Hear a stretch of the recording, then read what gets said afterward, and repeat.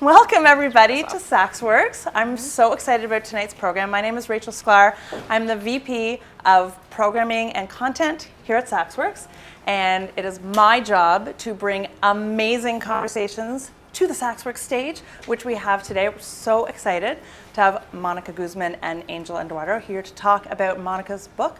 I never thought of it that way. How to have fearlessly curious conversations in dangerously divided times, right? Can you say it 10 times fast? I know, right? Before we get started, I just want to tell you a little bit about SaxWorks. We are new, we're still calling it new. We launched in September. New membership club for life, wellness, work, and realizing whatever it is you wish to realize about yourself and your life and where you want to go. We've just come out of kind of a rough time, and if now isn't a time to think about how do I want to live my life and how do I want to support myself and the people around me in the living of that life, I don't know what time that is. I think it's always that time, but now especially, and SaxWorks is here to support that. We have wellness programming. We have beautiful light and plant-filled spaces to support your general good mood and good health. And we have what I like to think is amazing programming. I'm a little biased, but I think we do have an amazing program. We certainly have an amazing program tonight. We'd love to have you come back and visit us. You can go to saxworks.com and sign up for a complimentary day pass, and then come and hang out amongst the plants and the light and the books and the nice people anytime you like. So please come do that. Before we get started, I just want to bring up Herb Lape from, right? You got it. I did not Frenchify. Herb Lape from the Long Island Alliance of Braver Angels. You got it. Oh my God. You are good. You are good. Thank you. Well, I'm inspired. So please tell us a little bit about your organization, and then we'll get started with the talk. Sounds good. Okay. It's our pleasure to be here tonight. So my name's Herb Lape, Alex Edwards Boudre. So he's the blue co-chair of the Long Island Alliance. I'm the red co-chair of the Long Island Alliance. So Braver Angels, again, is a citizens organization that's really trying to work on healing the partisan divide in this country, right? To hopefully try to get us so that we don't see ourselves as good versus evil, but maybe we just see things a little differently, emphasize different goods, and how can we kind of hold that tension and dance together rather than retreating to our tribe and beating the war drum, right? And so much of that, I think, is happening today. The national organization sponsors debates, workshops. It's a wonderful organization. Join it if you're interested in this. And, Mónica is very active, and her book is really right at the heart of what we're trying to do, right? If we could just, see this world, if we were traveling to some place in Africa or Botswana or some place like that, we'd go with curiosity, right? And we'd really try to listen and say, what can we learn about how you see the world? And if we could have that same curiosity across the partisan divide, as I think she's talking about, wow, we would be so much better as a republic. So it's our pleasure to sponsor this, and I'm looking forward to your presentation. Okay, Thank so you. I give this to you. Well, I think I think that. got Oh, it. you've you got got your it? own. Yeah, we got Okay, it. we are all mic'd up. We are ready to Okay. go, man. Yeah, So I give thank this you. to you. Thank you, Free Herb. mic with intro. Well, hello everybody. Thank you for coming. It's a little surreal that you're not framed by a thing that says Apple. Yeah. It doesn't say MacBook at the bottom there, so I'm having a little bit of a weird moment. But thank you for coming. I'm excited to be here. I'm happy to see you all. I see some familiar faces. Some Twitter people who are now real life people sitting in front of me. And that includes the lovely Mónica right here, who we just met like an hour ago in real life. So we had an actual physical hug, and it was very interesting. After 2 years of virtual hugs and like clapping at your window and stuff like that. So thank you for coming. We're here to talk about Mónica's wonderful book. Before we get it started, I just want to know, for the purposes of structure, how many of you have read Mónica's book already? Awesome. And how many of you can't wait to read it? Don't raise your hand. It's everybody. That should have covered everyone. All right, awesome. So, Monica, I think the best way to start is always to get a little bit of the author's voice, and we'll kick it off by having you read a little bit from the intro. Okay. All right, folks, so I am going to read from the introduction, which, when I handed in my first draft, I had not written the introduction. The introduction was the hardest thing I think I've ever written, to try to sum up everything about the divide and about what we could do to try to solve it and what we could do to try to see each other at a time like this. Was just terrifying. But eventually we got there. So here's part of the introduction of I Never Thought of It That Way. On the morning of Election Day 2020, I was driving east from Seattle to my parents' house in Redmond, Washington, wondering if I should turn around. About a week earlier, I'd asked my parents if I could watch the results of the presidential election from their house. Mom blinked over her plate of carnitas tacos from the food truck down the way. She looked at Dad, then back at me. Claro, Moni, she said in Spanish, of course. Then her eyes held mine a moment, asking what I was silently asking myself. But are you sure you want to? After all, I'm a liberal who voted for Joe Biden, and Mom and Dad are conservatives who voted enthusiastically, and twice now, for Donald Trump. I drove their way in silence, my hands gripping the steering wheel of the sturdy 2004 black Nissan Altima they sold me for $1 when my Civic felt too clunky for our kids, a mere 4 months before Trump's 2016 victory shook the world. I preferred the too loud rumble of the Altima's wheels on the road to any music that could make the day feel too normal. Would my parents end the day happy and relieved, or would I?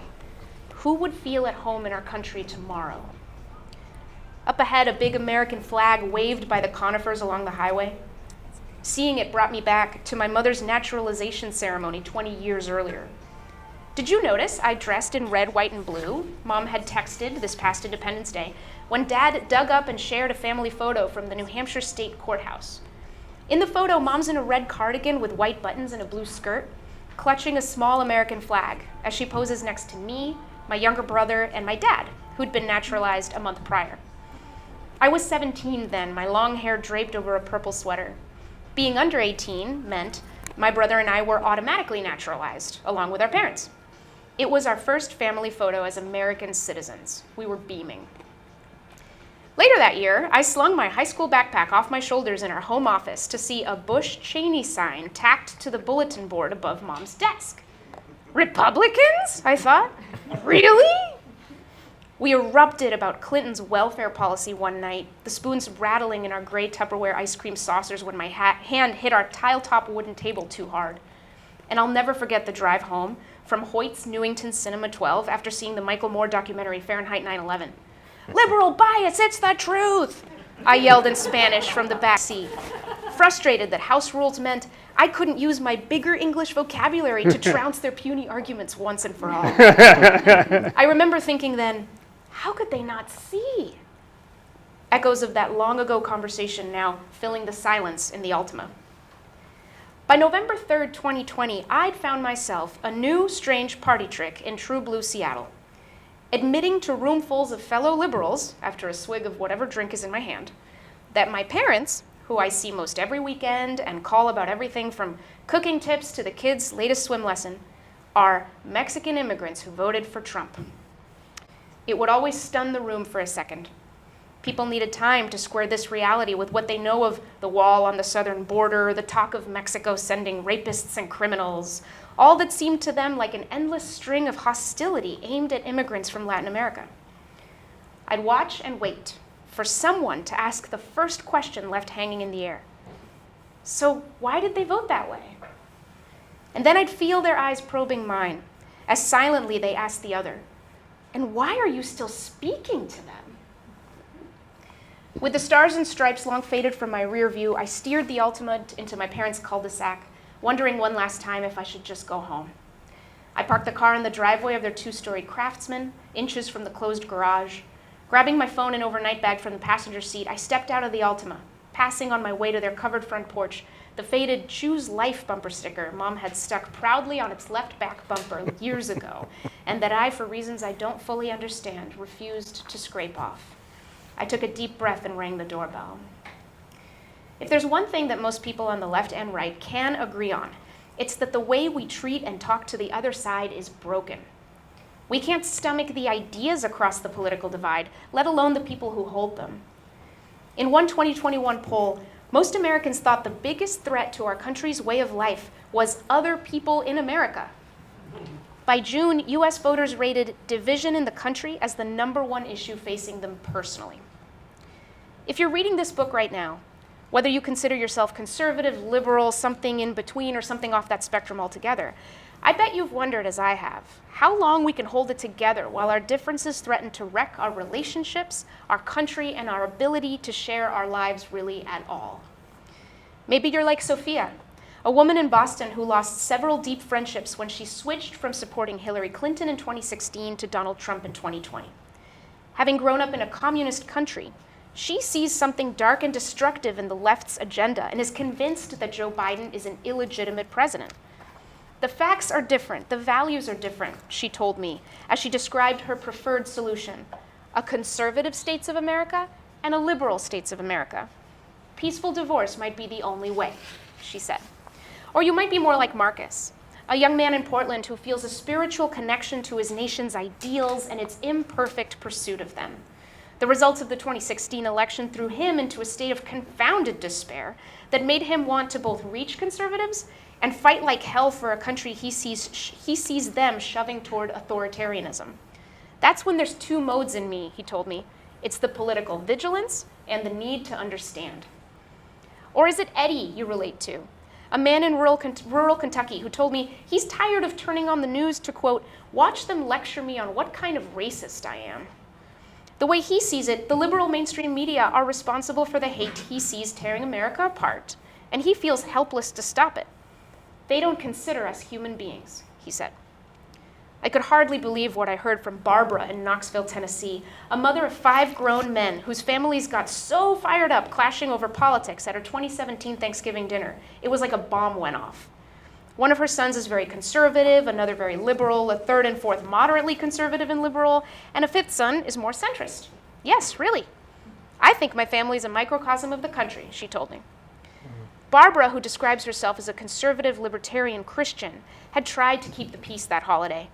Can't we just have a nice family dinner, she'd begged. When she walked through her house to survey the damage, one young family was packing up to leave early, 2 of her sons had stormed off, a pair of her daughters-in-law were comforting each other in the kitchen, and a third, then 6 months pregnant, sat crying on a low brick wall out back, while Barbara's 2-year-old granddaughter patted her mother's hand, saying, everything's gonna be all right. I didn't meet Sophia, Marcus, Eddie, or Barbara thanks to friends or family.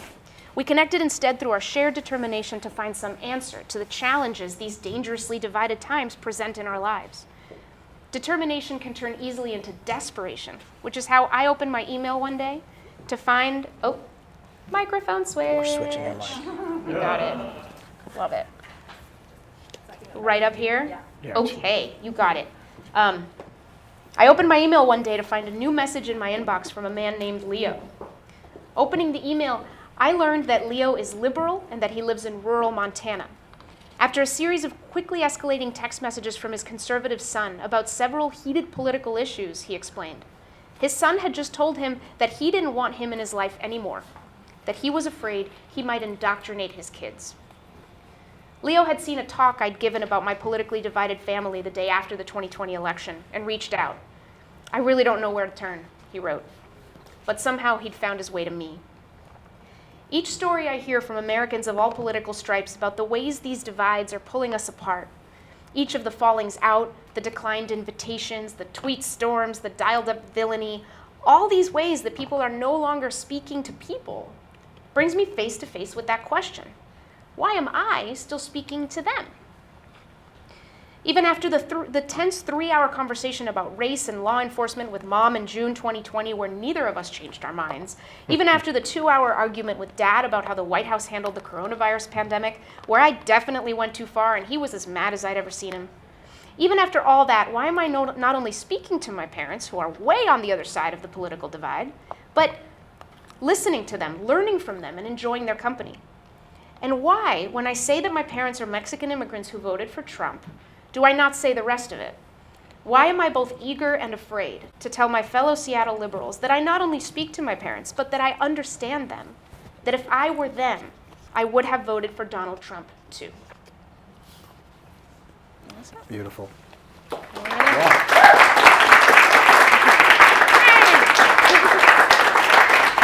So that served a double purpose. First of all, it's a great kind of primer. Obviously, it's the introduction. And it's also a bit of an advertisement for the audiobook, which Monica reads. So, as you can tell, her voice is lovely, and her writing is enhanced by her own sort of tone and the way that she gives it. So, definitely pick up the audiobook if you can. Now, this is our second conversation. Yep. Our first took place on the podcast that I co-host called Fair Perspectives. So if you haven't heard that, please give it a look, fairperspectives.org. So I'll try not to cover all the same stuff, but we'll probably retread some. And I think, there's a question you pose right towards the beginning, and it's a question that I've asked you before, and it's the question that you ask everybody else, which is, why you? Why are you the one who wrote a book about being relentlessly curious? Why wasn't it somebody else? What do you think made you the person who ended up writing this book that brought us all here today? Yeah, I mean, one thing was my relationship with my parents. What I didn't mention about those times in 2017 where I would bring them up, they're Mexican immigrants who voted for Trump, is also what would happen right before I would say that, which tended to follow a pattern at that time. Someone would bring up some anxiety-inducing headline. There were a lot of those back then. There still are. And then the conversation would sort of wind through everybody's anxiety. There'd be some laughter to release tension and then kind of more seriousness. But a lot of times what would happen is the conversation would wind its way around to the people who voted for Trump, the people who are to blame. And at that point, that's when I would start to kind of feel the stings of people saying things about that entire group of people that I knew were wrong. Not just because I knew my parents, but certainly primarily because of that, because I knew them and understood them, but also because I knew that there were so many millions of people that these well-intentioned friends of mine, and I was tempted to do the same thing, weren't really thinking about. We were still thinking there's this giant group and I can judge them by their behavior and that's all I need to know. So it was something about seeing so many of us well-intentioned, wanting to be good people, and yet seeming so incurious about so many other people. That was a really, really powerful kind of impetus for me. And another big thread came from journalism, being a journalist. So I've been a journalist my whole career, and basically what that's meant is I've had a whole lot of conversations with a lot of people that are all about understanding them without judging them. And it was getting a sense of how rare that type of conversation has become. How difficult it is across difference to ask someone or to talk to someone about something they've done, but to do it really fully curiously. And it made me realize, man, curiosity, maybe we should think about that. How does that work? And I started doing some research into the neuroscience of it, and I realized, man, this is an incredible tool that we're not using. And we totally should. We think of it as something that you learn in kindergarten. That's really nice little bonus to life. Let's be curious, everybody. Like, no, it's a tool in our thinking that we can aim precisely at the things we don't understand. And it helps us put doorstops in the hallways of our mind before all the doors shut closed and we march with this certainty toward every conclusion we want. That's hurting us. Right. So. And that's why you're here. That's why I'm here. Yeah. And it's interesting because you talked about, being a little kid, that meme of children where they just keep relentlessly asking why. until you've deconstructed the universe. Yeah. And nothing makes any sense anymore, and even the sounds you're making are just, it's all nonsense because of course everything falls apart. But there's a beauty in that simplicity of literally just asking why. Rather than assuming you know, right? Exactly. But this simple tool, this one thing of just saying, well, actually, let me figure that out. Why is that? And who better to tell you than the people who you're wondering about? But there's another stumbling block that I really wanted to talk to you about and didn't get to talk to you about before. Okay. And there's this moment that you talk about where you're arguing with your mom, which happens a lot. Yep. And me too. And I've had a similar experience to this, which is that there was a moment where your mother kind of stopped and exasperated just said to you, you're better than me at this. Something to the effect of, you're too good at this, I can't keep up with you. And you're basically just relentlessly beating me down with your skill at rhetoric.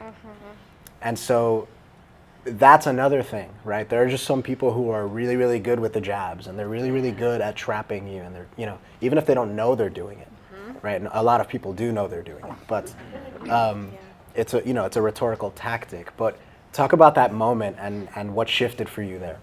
Oh yeah, that was the reason the book is called I Never Thought of It That Way is because of something I call I never thought of it that way moments. Moments where you think or say, I never thought of it that way. Usually as a result of something new entering your mind, crash landing there, planting a seed. And that's what this moment was for me. And we were talking about something political, we were in my kitchen, and I saw her just go, and just sort of before we'd really gotten going, like I was ready to, lean in. And she just said like, no, Moni, no quiero. Like, why would I bother? And as she said that, and I asked her why, and she said, well, you're just, you're good at this. You've got the rhetoric. You're a communicator for a living. Goodness, like how could I measure up? I suddenly felt so ashamed because as a journalist and in a couple of my community organizing type roles in Seattle, I think it is so important to help people express themselves. So as an editor, I founded a newsletter called the Evergrey, and I took a lot of pride in whoever had a really interesting story. I don't care if you're a writer or not. Like, let's help you put that down on writing. Let's help you publish that. And then I emceed for several years a speaker series where we would take folks who were not speakers but had really interesting things to say and help coach them so they could go up on stage and speak. And here I am, like getting ready to trounce my mom who doesn't feel like she can even really say what she means. So that's one thing that it made me think of. The other thing it made me think of is all those times that we go into conversations of difference wanting to win, which is very common. Wanting to win, wanting the other person to concede, wanting to convince, wanting to persuade. And how often we think we've won when really all that's happened is that the other person is just exhausted or doesn't feel that they can even be honest, doesn't feel that they can go toe to toe. You've made it this kind of intricate dance that they may not necessarily want to do with you. And so the thing you take away is, I showed them. It's like, or you're not even being honest and you're not creating a context of honest exchange where you can learn from each other. Right. So I say in the book, when we're not honest together, we're not together. Yep. Like imagine people showing up as like half blurred. That's how people show up when they feel that they can't show up as themselves, when they feel they can't say what they really mean or feel. And if that's the way that we are doing our conversations. Right.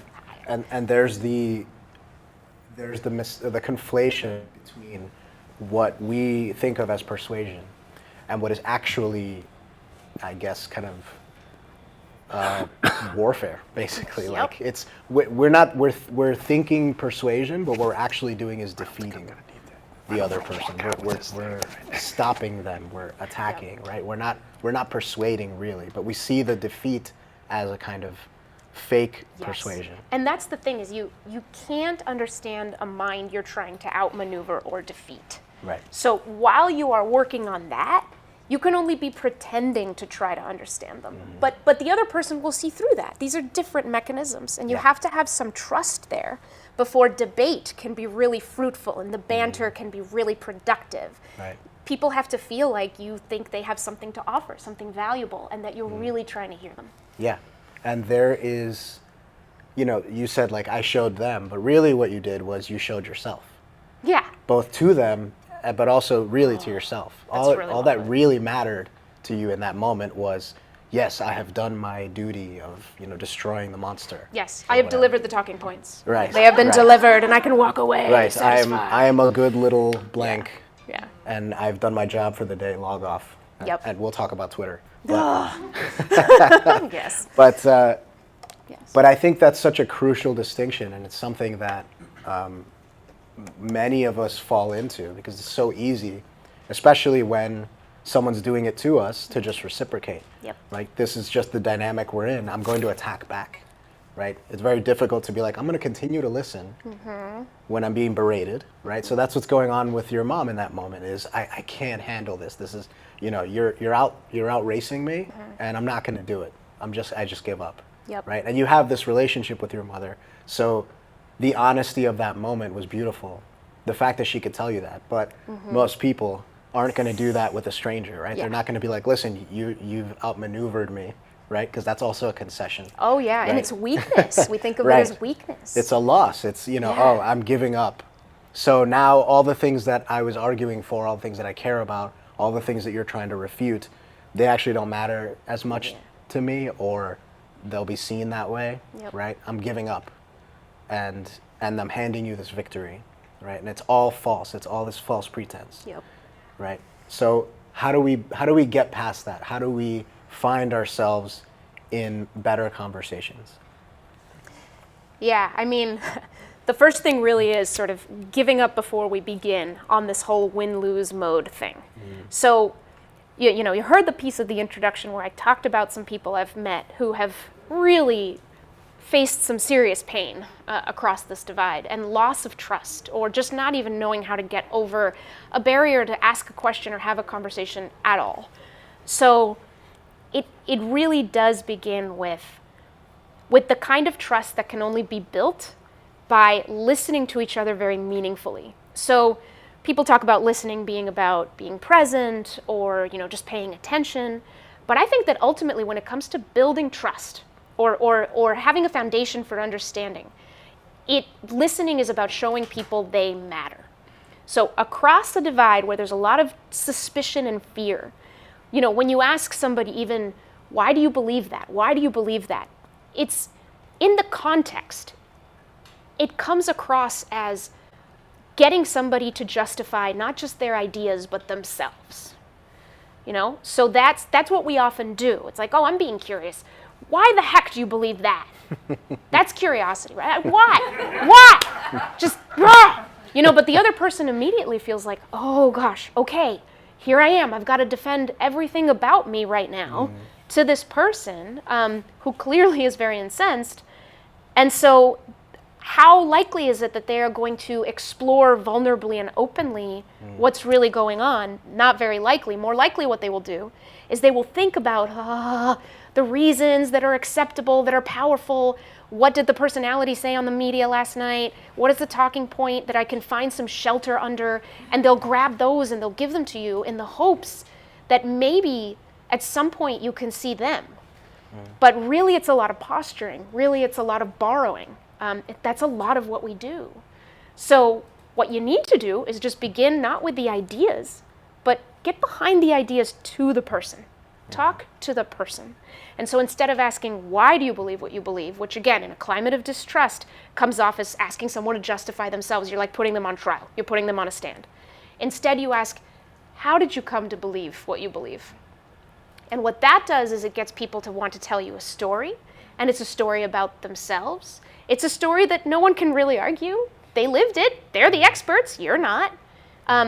It's a difficult, question to ask judgmentally because the only answer really is a narrative. And so then instead of being on trial, that person is giving you a tour.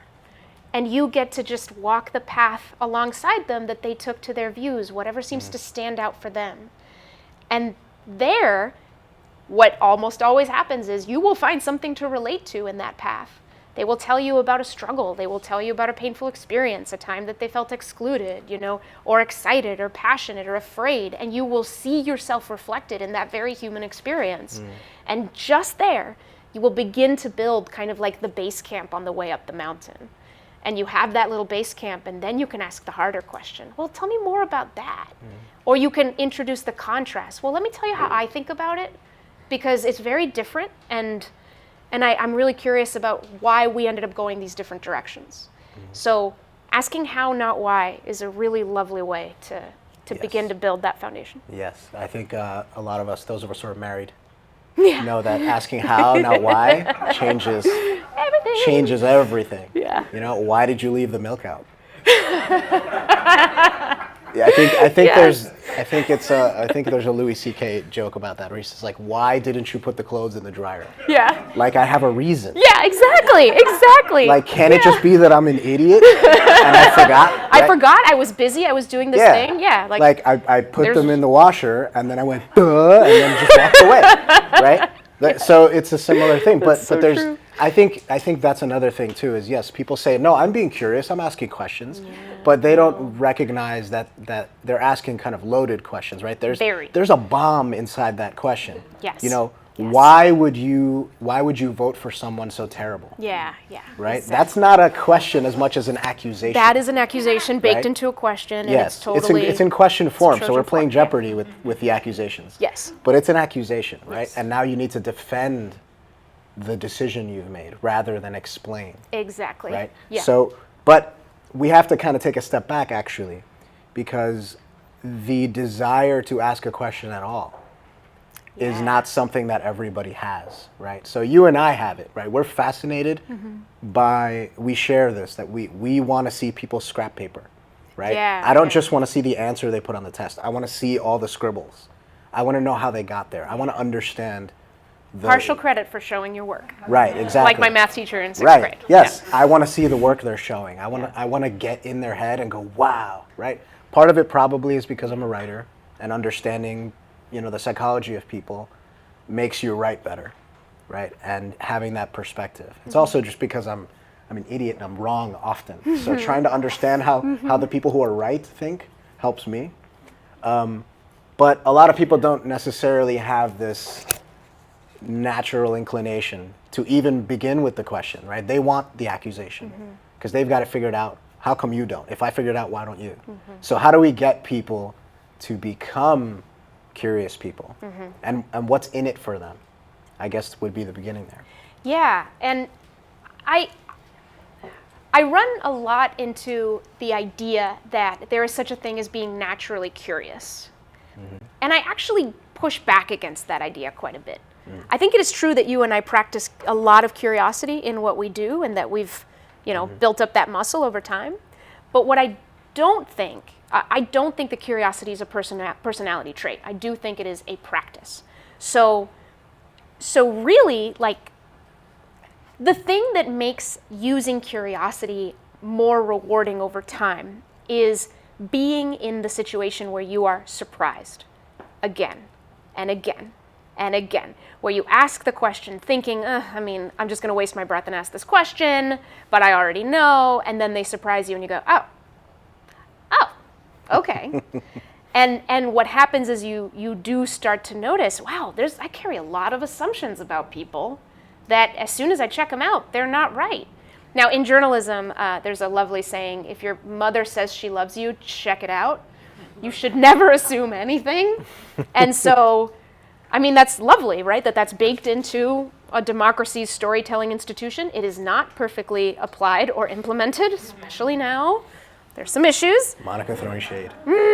But it's there for a reason, because we, and that's where curiosity really begins, is just by noticing. It's noticing all the assumptions you carry, and that they are assumptions, that you do not know the people that you think you know in your head, that reading a thought piece on slate.com or wherever does not actually give you answers. It gives you some data, sure, but people are these bottomless mysteries They really are. And whatever pattern you think you detect, it's not going to give you a whole lot. And even if we do, go out and read the news articles and get the perspectives, sure. But what's really dangerous is that we are giving ourselves fewer and fewer opportunities to go and check that out with actual real life interactions with actual real life people. So all those perspectives and write-ups that get shared on Twitter and get shared on these other places end up becoming much more influential in our minds about who people really are. The pandemic obviously made it literally dangerous for people to be together and talk to each other. Social media makes it easy to talk to each other at scale, but the internet is a non-place that makes us into non-people. We forget that there's a person behind the idea. We conflict the idea with the person, which is terrible for a bunch of reasons, for the work of actually exploring our ideas together. So I think a lot about that. It's just like we gotta hack this. We gotta get around it. But it really does begin with seeing all the assumptions, noticing they're even there, and turning assumptions into questions. That's curiosity. So let's role play a little bit.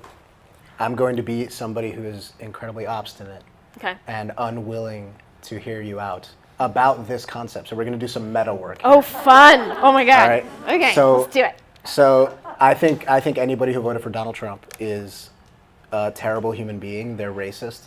And I don't feel the need to talk to them. Why should I? What would you say? Let's see. Have you ever talked to anyone who voted for Trump yourself? No, they're awful. Why would I? So what sticks in your mind as you think about that? Because I can tell that you feel that pretty strongly. What sticks in your mind as something that you encountered that really made you believe that? I mean, he's just an awful human being. He says and does horrific things. He's going to destroy our country. He's horribly racist. And anybody who would support him must be a horrible racist or be okay with horrible racism. So that's Trump, though, right? And so you think anyone who supported him must be a horrible racist person? They must. Because it just kind of adds up. Yeah. Okay. I understand. I understand why you would think that. Okay. Is any part of you wondering if there's something you might be missing in that equation? Because that's 74 million horribly racist people in our country. Yeah, we have a lot of work to do. Wow. So wait. Is there anyone in your life, anyone you're connected to? Do you know through your friend circle anyone who voted for Trump? Not anymore. The minute I found out, I stopped talking to them because how could they do that? How did they react? I blocked them on Twitter and I stopped texting them. Once they texted me what happened, I said, "You're a Trump voter. I can't associate with despicable people." Oh wow. So I'm not going to do it. So okay. Help me understand, I suppose, this, because here's what I'm concerned about. It's like it makes sense why people are breaking some of these relationships, at this high stakes moment and what we believe about each other. But how do you think we get through this? If more, if a lot of people do what you're doing, how does anything get communicated across this impasse? How do you see this playing out? Well, we can't send them all to outer space. Yeah. But Elon's working on it. Okay, no, that was good because role play over. Everything I said before this moment, I was lying. I don't believe those things. But see, it is difficult, right? Because there has to be some kind of openness. Yeah. And you started to touch on the actual problem, which is what do we do if we come to the inevitable conclusion that this behavior will bring us to? Yeah. Right? And that's what I was doing is like,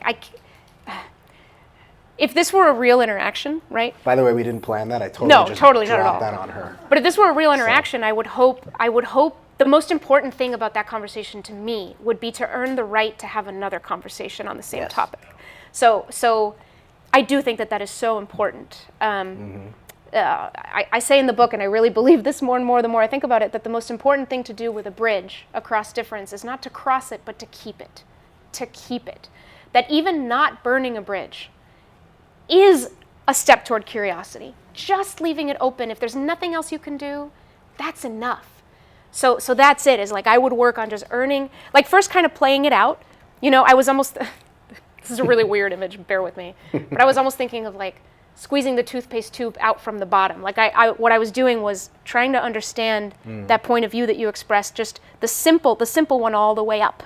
Right, and so I was like, oh, well, tell me about this or this or this. You don't know somebody, okay, and then I would kind of go back over it maybe, but not necessarily turn it into an interrogation either. Like I'd look for a way to change the subject, you know, come back to this later. But it was real questions you were asking. You really wanted to know, okay, what's going on here? And I felt, even though I'm pretending to be this person, I felt like you were listening to me, and I felt like I genuinely got a chance to tell you what really matters to me, why this is so important. Yeah, and that's also something I would have done next, is like, so what really concerns you about this? You know, you mentioned racism. What piece of that? What does that mean to you? Like when you see the world right under Trump or under this kind of evil, what do you see? What images of the future really keep you up at night? And that, you know, go to that. Yeah. The ideas that must be going through that person's head. They're really scary. Yeah, they are. Yeah. They are. So, and there's a genuine fear, right? Yeah. So that's the beauty of your approach, is that you're getting to the sincerity of this person who you don't agree with, right? Whose ideas you on paper would say, no, this is nonsense. I would never go with this, right? But there's a sincerity to your questioning that is disarming. Yeah. And it leads to, again, like, you know, both of us say this that the real victory is just being open to another conversation. Absolutely. Right? But I wanted to ask you about the fleeting curiosity that people have. Okay. You know, so after 2016, you know, November, whatever, 4th, 2016, we had a bunch of op-eds and a bunch of podcasts and a bunch of people on Twitter saying, how could this have happened? Yep, lots of bestsellers about the right and So whatever for a lot of liberals. Right, and vice like, versa. man, let's talk to them. Let's try to figure this out. Yeah. That didn't last very long. And it wasn't very successful, clearly, right? Because it's gotten worse, if anything. So what happened there? What do you think they missed? It was voyeurism. Not, and I don't want to dismiss all of that. It wasn't all voyeurism, but it was headed in that direction. And the reason is because you can't get meaningfully curious from a distance, but you can get safely curious from a distance. And so that's what it was. It was more like researchers going, somebody give me the notes. Give me the notes. What just happened? Reading the notes. Ah, here's a theory. This makes me feel better. Okay, yeah. Okay, now I understand why we're here, but I still don't value those people. Why would I? Like, oh, well, now I know. You know, it's almost like animals at the zoo. Like, okay. There was a temptation to condescension, right? That if you, I think that something really important happens when we get curious about each other with each other, which is that you are kind of forced to witness someone else's humanity. It's easier to deny it when you're not in its presence. But when you are in the presence of real people and you're infected by the smiles and by the pain and by the fear and by, you know, everything's there, then curiosity takes a different form. So in the book I talk about this really wonderful dynamic that hopefully you all recognize when I explain it. And that's where curiosity about ideas converts into curiosity about people. So think about a time that you, like, I don't know, were at a networking event or at some gathering, and somebody that maybe now is a friend, but back then was just someone you just met. And so you begin in a conversation, you start to find little points of commonality. Oh, I'm a journalist too, or yeah, I work in that neighborhood, or I grew up there. Think about the eagerness with which we will interrupt each other to point out commonality. I went to that school. We are wired for connection. It's built in. It's really cool.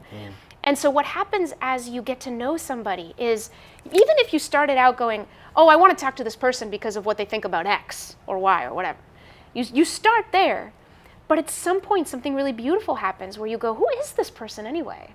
You know, they're telling me what they think about so-and-so, but wow, they seem really this way, really that way. I'm picking up some personality traits about this person. And then you start asking questions or wanting to know just about them. And that is the most humanizing thing, when we aim our curiosity at each other, not something we represent, not some group we're part of, not some belief or opinion, but at the actual person underneath. And that's where friendships form. That's where relationships really happen and can be really powerful. So yeah, I think that's the dynamic to kind of pay attention to. You mentioned in the book, I think right at the beginning of a chapter, you say, how you see the world determines how you want to talk about it. And that's what you're getting at here, which is the window that we have and that we limit ourselves to dictates the way we're going to interact with the world. And why wouldn't you want more windows? Yeah, exactly. Right. And yeah, I think like right now we're very fact obsessed, as we ought to be, because there's not a lot of shared reality. You know, truth has become very questionable across groups, and we know that that's a big crazy thing, and it's a big problem. But I kind of think of it this way, that like what happens in the world matters. Our interpretations of what happens in the world matters more. We decide, we make choices, and we, you know, figure out our behaviors based on our interpretations of what happens in the world, the stories that we tell when we put together different world events. And that's what's actually been divided. It's the narratives, it's the stories. And so when you look at a lot of the social science, it's like we are so misinformed about other people who are different from us. We're so misinformed about their perspectives, and yet we're swimming in information, and we think we're really well informed. But it's like, how can we pretend to be informed when we're so misinformed about other people's perspectives? And could we if we put as much attention on the accuracy of other perspectives, on the understanding of other perspectives, as we do on the understanding of facts and the accuracy of facts, we would really be getting to some incredible places. But right now, our media and other institutions aren't really thinking about that. The misperceptions about what other people believe, no one's taking accountability for that piece. But that's swirling out of control, and the data is showing that. Yeah. You ask someone to, like, what do they believe over there on the other side? We all think it's more extreme. We all think it's worse than it really is. We think there's more hate than there really is. And that has to be our responsibility to, we're getting this wrong. And that's, of course, we're seeing the world as, you know, we're making it a dumpster fire. And we're forgetting just how much we all have in common, right? Yeah, totally. And actually, these things that we don't have in common, that we're hyper-focused on, warp our idea of how much we actually have in common. Exactly. So you mentioned in the book this part that you took this kind of quiz about figuring out whether you know, photographs of someone's refrigerator, what's inside someone's refrigerator, and is it a Biden fridge or is it a Trump fridge? This was a New York Times Interactive. Right? Does anyone it was a New York Times, remember this? Yeah, it was a New York Times thing, and you took the test, and you thought, oh, this is going to be so easy. Yeah. But you bombed it hard. Yeah, and so did most people who took it. Exactly. But, you know, started to make little rules like, okay, if I see anything like vegan or alternate milks or anything that looks like a hipster brand, like that's clearly a Biden fridge. If I see like Kool-Aid, Coca-Cola, if I see, I don't know, Kraft mac and cheese, where do these things come from in my head? What does that even mean? Totally a Trump The gun is definitely a Trump fridge.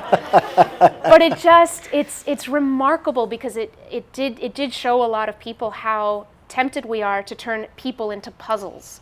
We have all the pieces, we just need to order it together. We already know everything we need to know to make our determinations about other people. No, we don't. No, we don't.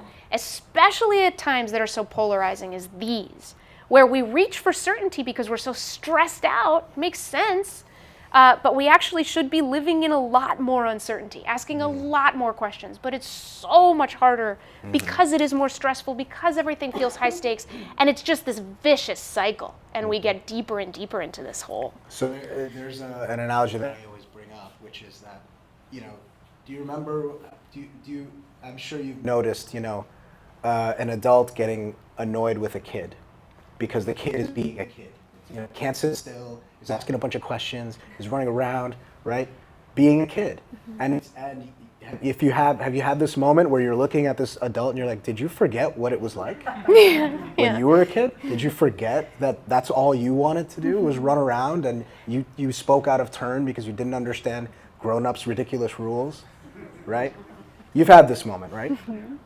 So a lot of us actually forget what it's like to be a kid, and we kind of just get annoyed and, why aren't you balancing your checkbook? And, doing all this nonsense. We forget we're the same way about being wrong. We totally forget what it was like to not know something that we then subsequently learned, right? And we totally forget what it was like to be on the other side of that thing that other people are currently on. Right? And we forget that we're currently on another one, right? It never ends. There's no I have achieved rightness and now all my opinions are correct. No, there's tons of stuff you're thinking. Everyone is wrong about something, we just don't know what. And the people who you think are wrong might be right about something else, and vice versa, right? So there's just such an incentive for you to not be a jerk and to keep your door open, right? So we talked a lot about, being curious and having that approach, right? But what about how do we deal with people who are not curious, right? So we're on the receiving end now of the hatred, right? Someone is coming after me and attacking me because I voted a certain way. How do we take your principles and have a better exchange there? Well, one thing is, you were saying coming at me, so I'm hearing an aggressiveness, right? So the analogy I think of is heat in conversation across difference is good as long as it cooks something and doesn't burn something. So telling the difference between the heat that is cooking or burning. And that, the only way to determine that is how people feel. With myself and my parents, things get boiling hot. And we're yelling at each other, but we totally are cooking something because there's a lot of trust and a deep enough relationship. But yeah, if somebody, especially someone you don't know that well or whatever, is just coming at you, yelling, you don't want to be part of that. So the first thing is probably if that's just burning, you need to get out. Just get out of there. But it depends. So much depends on the relationship. If there's a relationship there, you could say something like, hey, I can tell naming emotions, this works in therapy and psychology and all kinds of ways, but naming emotions is a really great way to diffuse the tension around them. I can tell you're really mad about my choice. And for what it's worth, I'm happy to have a conversation with you about it if you're curious, but I'm not sure right now that right now is the right moment. But let me know if you want to talk about this and maybe start off a little, I don't know, a little bit of a different tone. I'm totally cool to talk about it. So just, let me know. And that way, you've given that person the power to approach you in a different way if they actually want to know. If they don't ever want to know, you're not going to make them. But the power of a relationship, again, is that whole thing about curiosity about people. In a relationship, you never know when somebody becomes truly caringly curious about you. And so if that person goes, wow, that vote really mattered to Angel, and maybe maybe I should ask him about it. But the frustrating thing is we really can't control other people. We really, really can't. We can't force that. And so it comes back to, I just think there's such courage in patience. There's such courage in keeping a bridge open, even if the other person isn't crossing it. And sometimes it's for years. I recently talked to a woman who, she's queer, she's Black, she's conservative, she's a good friend of mine in Seattle. And she deals with people's assumptions about her all the time. But one of the most painful journeys she's gone through is with her parents, Jehovah's Witnesses, very, very strictly religious. And it took about 20 years, for her father to accept that he could love his daughter who is queer and be a good, Christian religious man in the way that he wanted to be. It was a long journey. Yeah. And so she didn't feel fully seen by him in those 20 years until she did. And it happened very recently, and it was awesome. Wow. So that was quite a long time to wait for that payoff, but she wasn't, there was just, that's where it takes a lot of courage and a lot of patience, and not all of us are going to want to leave that bridge open. And you're reminding me actually about keeping in mind the difficulty that is changing one's mind about something like that. Yeah. Right? So I'm reminded of a story that I heard about, a young man. He was in college and he was struggling with his sexuality and coming out. And his parents are, super conservative, religious people. It is frowned upon, all that sort of stuff. So he had a very difficult time with his father in particular. And they had a lot of arguments, and it was very tense and difficult, and he struggled a lot with it. But there was a moment that he told me about that he noticed, despite his father's gruff demeanor, despite his father's convictions, that there was just this small moment of acceptance when he was driving him back to school and he put Elton John on in the car. And that's all he did. He didn't say a word, right? He didn't say a word, and they didn't have a conversation about it, but he just put that song on, which is not something he normally listens to. And in that moment, there was this silent kind of, okay, the bridge is open. It's a small step, taking a very, step. very tiny thing. Taking a step. And I think, for this young man who's dealing with all this stuff, it's very easy to forget, how hard it is for somebody to come out of something like that they've believed their entire life. And there's a lot of work that they need to get through to come to a different perspective. But just that one moment was, it's choking me up, but just that one moment just signaled something. And if either of them had given up on the other, that moment wouldn't have happened. Yeah. Right? So if he tried to give this gesture, but the son decided it's too late, that would have been it. It would have been it. Or if they had never encountered each other in person, it's easier to give gestures of acceptance or warmth when we're in person, when we have more tools. So I want to open it up to questions. But I wanted to ask you very quickly about the boss level of discourse, which is social media. Yes. How do we take these principles and apply them when we do not have the luxury of face-to-face interaction? And oftentimes not even a picture of what the person looks like, or an actual name. And we have 240 characters, and we have an incentive to dunk, and we have an incentive to be vicious. What do we do there? Yeah, first thing is awareness. So be aware of how many fewer tools you have in your toolbox. We don't talk about this, but it's true. You don't know whether whether you really have time with the other person. That person might be on their way out the door. You don't know if we have their attention. They might be tweeting from the toilet. We don't know, even on a Zoom call, suddenly they're switching to a tab and you can tell their face is getting brighter because they just went to a tab with more light, but they're not saying anything. You don't have parity, which is sort of like being on level ground.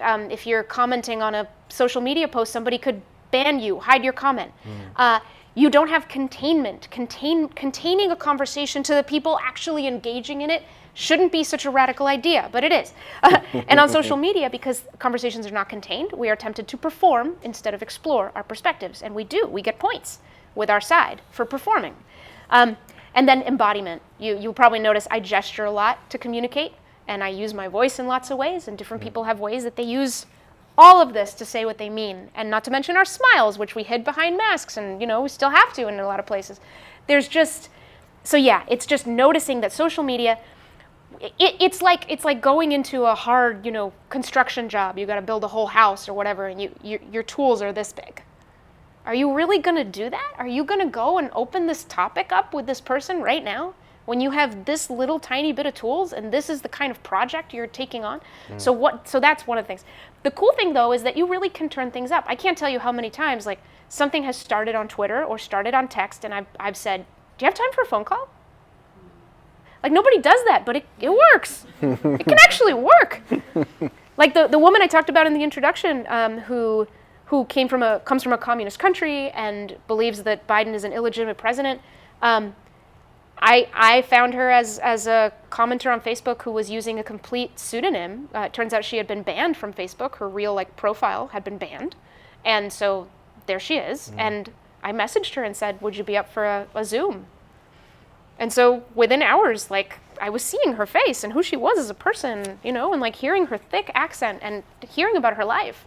And this was an anonymous person on the internet. So it doesn't, the people are there. Yes, there are bots. Yes, there are things. But there's a lot of real people there, and we can access them. Some of them are literally 10 years old. Yeah, some of them are. Just keep in mind, you're going back and forth angrily with a 10-year-old. Yeah. That might actually be what's going on. Yeah, it could. You don't see it. Yeah. So we'll take some questions from Monica if anybody has anything. Yes, you in the back. I'm curious. I hear all of this. I've had the discussions. I've had West Coast people putting down the people in Louisiana not understanding the facts of their life and vice versa. Have you found a way to ask those kind of questions, but to build up to a point where there's some way for either side, if one side is just not looking at any facts, I'm not going to look at those 60 judges that said the lie wasn't true, or I don't care what the swamp people were getting cancer from the factory. Is there any way where you can help their identification as somebody who can change, that would break that ego attachment to my side? Have you found any way to transform? Yeah, there's a couple of things to try. One is, frankly, just the way in which we talk and frame and introduce our opinions. So one thing to know is that in a conversation, you can model behaviors that you can't know for sure that they're going to echo back to you, but it often will work. So one thing that I talk about in the book is with our opinions. If you begin to share your opinion, not as first of all, the worst way to do it when you're trying to peel people away from their beliefs is to say, this is the case. You express your opinion as this is the case.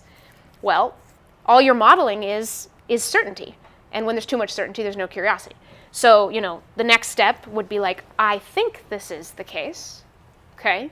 But you can go even further, and you can say things like, well, when I think about it now, here's what comes to mind.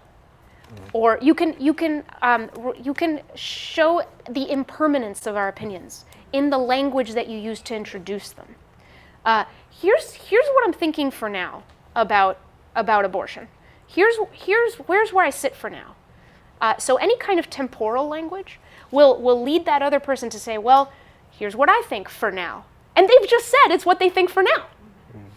So it's now we can all kind of begin to take that hard step of peeling our identities away from our beliefs so that some air can flow and we can begin to acknowledge different potential ways to do it. The other thing I would say is, you were saying at what point can I get to facts, right? And one thing to remember, of course, is we were saying about the interpretations of what happens in the world matter more than what happens in the world, and the same goes for our lives. It's for all of our different perspectives, people have facts that matter to them. And so one thing I would just caution is be very careful not to say, well, you're not looking at the facts, or anything that says, well, you're wrong. You can say that when there's a lot of trust, but don't say that right at the beginning, because all that person's going to think is, you're not listening to me, you're not ready to hear me out, you already think that I'm worthless here, and that's not going anywhere. But instead, what you can do is do a lot of that listening, ask them how they came to their ideas, and then what you can do is get their buy-in and say, I look at all this very differently. Can I share with you what this all looks like to me? And if they say yes, you've just gotten their buy-in, and they have now acknowledged an openness to the framework you have. But you don't want to do that too early. But that's where you can find a lot of openness. And the last thing I'll say is that there was a conversation I had with someone in rural Oregon, and they got to a point of total confoundedness. I remember that he said this thing like, I just don't understand. How can you destroy your own downtown? And he was talking about protesters in Portland or Seattle. Like, why would liberals destroy their own downtown? And so I took the opportunity and I said, well, I know a lot of liberals who look at that very differently, and I could give you a little bit of context about how they might answer that question. Can I do that? And he goes, I saw him like soften and go, yeah, okay. And then I just gave him the other perspective, right? And how it looks very different from the other side. And he was, he just kind of took it in. Nobody changed minds about the underlying thing, but we were able to have a really open conversation. Any other questions? You in the back? Hey. I mean, love the book, love all the tools, right? And I love all the stories that helps encourage on an individual basis about curiosity, which is fantastic. But I think there's a lot of individual, a lot of entity that is really benefiting from the current structure of closed-mindedness, right? The extreme, right? It makes a lot of people a lot of money, it gathers a lot of power. Yep. So from a systemic perspective, do you have any thought about how we should encourage curiosity besides giving a free copy of the book to every single person? Right. Yeah, I'm really glad you pointed that out because I think that a lot of the resignation and hopelessness that exists around this is when you look at the systems. Being a member of the media and of journalism for a long time, I know. It sucks, man. The incentives are just terrible. They're terrible. And then in politics, my goodness, like I've interviewed sitting members of Congress and you pluck them out and when the cameras aren't rolling, they'll tell you, this sucks, I can't govern. Like I've had so many people telling me that, like state level, local level, national level. But that's also what gives me hope. Because here's the thing, you really can pluck out individual people, even like high up in media, individual people in politics, and they all agree that the system is completely broken. So I think there's an awareness issue where it's like everyone kind of like going, wait, we're all in agreement this sucks? Well, let's change it. Just like, let's change it. So there is a sense in which, yes, there are systems, but they don't matter without people. Everything is people. Right. So I know that that's idealistic though. The other things that are going on, so I work at Braver Angels. Braver Angels has Braver Politics. Braver Politics is an initiative where our workshops and our trainings and everything that we do, we're actually going into legislatures across the country and we're training the staffs of congresspeople in DC.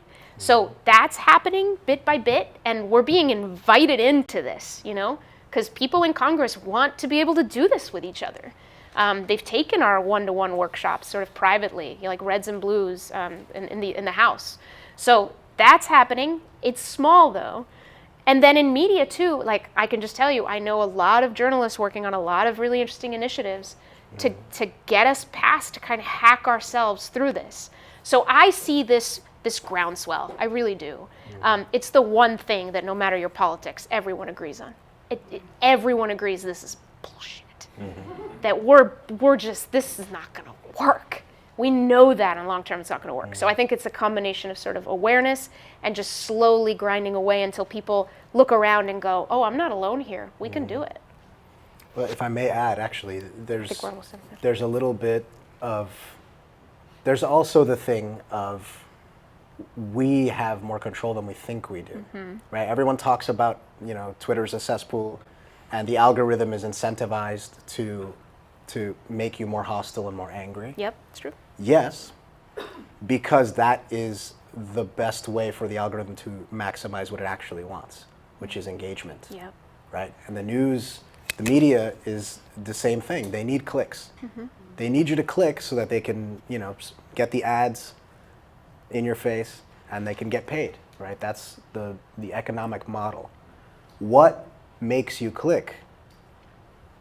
What gets your engagement? That's up to you. You get to decide what you are interested in and what you will respond to and how you will respond to it. So that's just an individual thing we can all do, I think.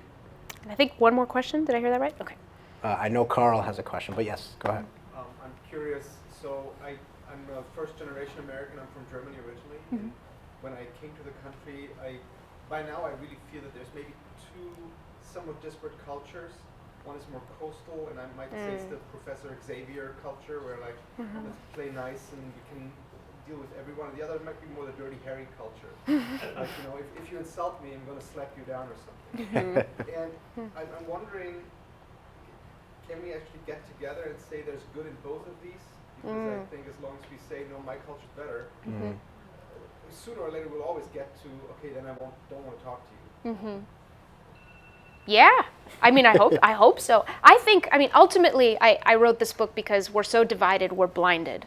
And to me, a curious world is one that is not afraid to see itself. And you'll see through the course of history, curiosity is the enemy whenever someone wants total control, you know, or whenever somebody wants people to march in the same direction. It's like, we should be suspicious when curiosity is endangered. We should always be alert and vigilant. So it is about seeing each other. So, you know, the Dirty Harry way of doing things is also one that is like defending the individual's dignity. That's good. That's good, right? The Professor X culture might be like, well, let's talk it out and let's try to find a collective sort of culture where, you know, we can move forward and get things done. That's good too. So obviously it's a very simple reading. But I think like in general, just about, if you can get to the concerns underneath cultures, just about everything can add up to the totality of what we are as a society, which is a really beautiful, pluralistic society that ought to be able to see itself. All right, final question, Carl. Oh, I think, do we have one more? Okay. Sorry, Carl. Okay. First off, Carl doesn't like peanut butter and chocolate mixed together, but he asks good questions. revealing my secrets. Amy. That's right. Okay, well then first I'm going to talk to you. Your role playing before, I knew those people. Oh, I yeah. could picture names to the role playing. It was like, I know, so it was totally, it was on the nose. I mean, I know them too. I'm sure. Well, I knew them, I guess. They don't talk to me. But for Monica, I listened to the audiobook. The audiobook is fantastic. I highly recommend it. I was curious as I was listening what your parents thought of the book. Oh my gosh. Great question. See? Yeah. No peanut butter and chocolate. Great question. So I remember, 3 years ago or so, where I kind of went up to them and was like, hey, so I'm thinking about just writing a book about all this. Like, what do you think? And I came in, despite the fact that we have a great relationship, really not knowing their reaction.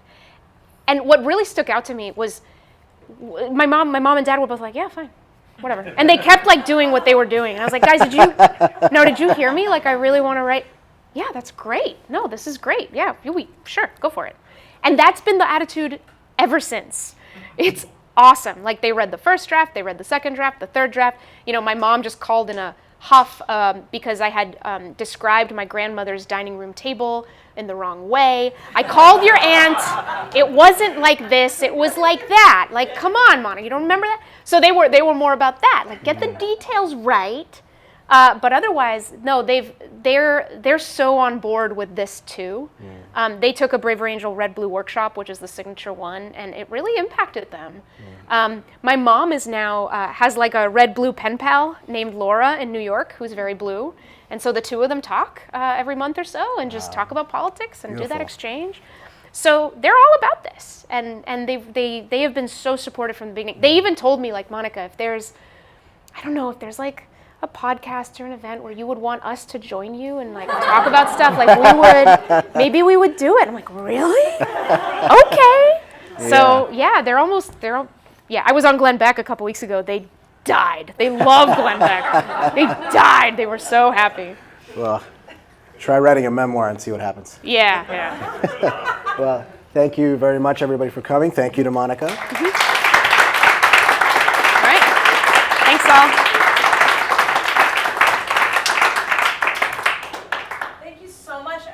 For coming. I hope you will return when we have Monica and her parents. Let's make it happen. It'd be pretty fun. We have books. Yes. Monica can sign some. Yep.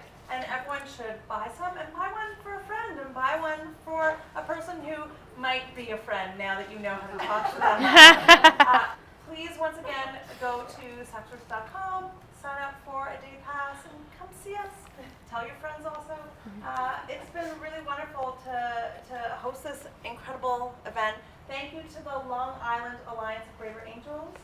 Thank you.